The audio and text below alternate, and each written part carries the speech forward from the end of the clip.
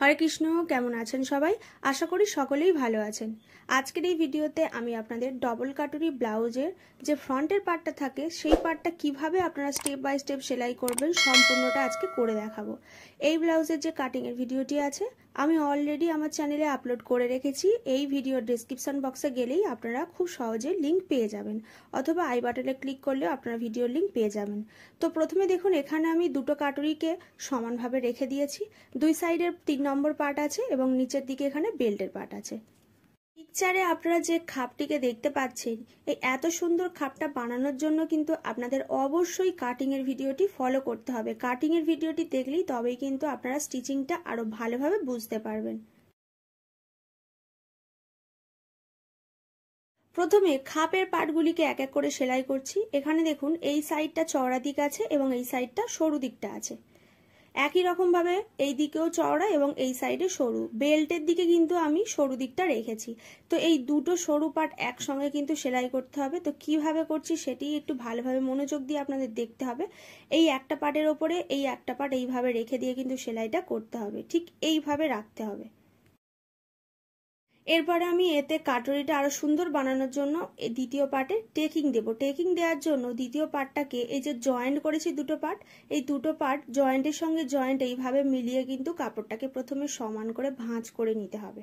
এরপরে 1 ইঞ্চি করে এখান থেকে সেলাই দিতে হবে বা টেকিংটা দিতে হবে। এখানে দেখুন কিছুটা কাপড় কম বেশি আছে, এটা কিন্তু এইভাবেই থাকবে। কখনোই কিন্তু দুটো কাপড় এইভাবে সমান করতে যাবেন না। একটা দিক কম আর একটা দিক বেশি কিন্তু থাকবেই। এইভাবে দুটো পার্টেই আমি টেকিং দিয়ে দেব। টেকিং দেওয়ার পরে খাপটা দেখুন কতটা সুন্দরভাবে এখানে রেডি হয়েছে।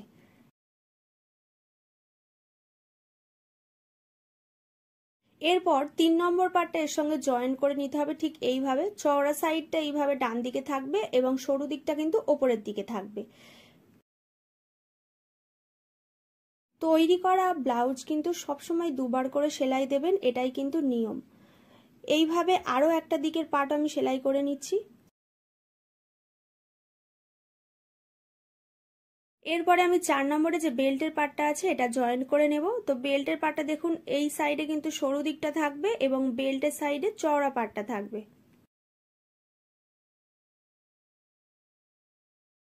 বেল্টের পার্ট সেলাই করে নেওয়ার পরে এর ওপর থেকে আরো একটা চাপ সেলাই দিয়ে দিতে হবে।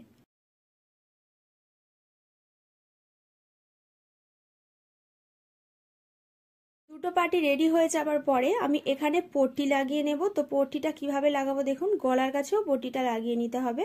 তো গলার পট্টিটা লাগানোর জন্য কিন্তু এইভাবে সমান কাপড় নিলে হবে না, এইভাবে ওড়েপ লাইনিং কাপড় নিয়ে নিতে হবে। কোমরের কাছে আমি সোজা লাইনিং কাপড় কাটিং করে নিয়েছি। এর ওপর থেকে প্রথমে একবার সেলাই করব, তারপরে আরো একবার চাপ সেলাই দিয়ে দিতে হবে। গলার কাছে আমি ওড়েপ লাইনিং কাপড় সেলাই করে নিচ্ছি। লাইনিং কাপড়গুলিকে উল্টে নিয়ে ভেতরের সাইড থেকে হেম সেলাই করে নিতে হবে।